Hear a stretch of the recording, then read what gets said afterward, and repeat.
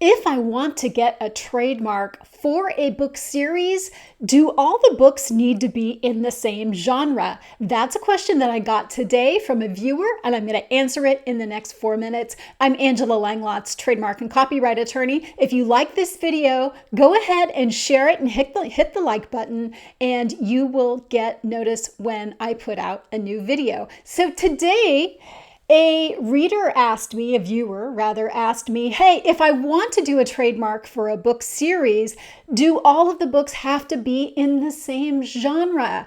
And the answer is no, they don't all have to be in the same genre.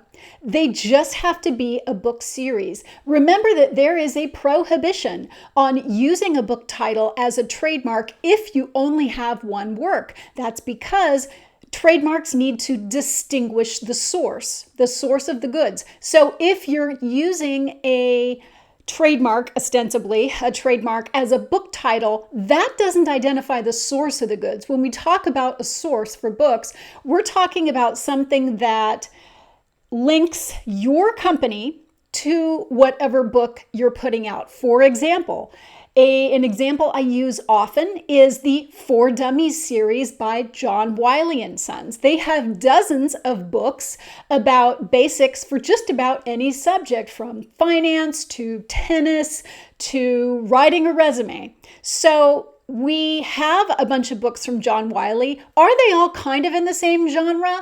Well, yeah. But that's probably for more practical reasons than for trademark reasons. When we put out a brand, we are speaking to a certain audience. And with the For Dummies series, John Wiley is speaking to beginners for all kinds of topics. So they are known for their basics, is the For Dummies series, right? So they have these books that they put out. They're intended for rank beginners, and that's who they're marketing to people who want to acquire different skills. That's what their brand is known for. Now, John Wiley also puts out other types of books, but this For Dummies series, this brand, is known for being for beginners. Now, do you have to do the same thing? For trademark reasons, no. You can have a series, if you want to have a series, and one of the books in the series is about motorcycle repair, and you have another 3 books in the series that are about romance,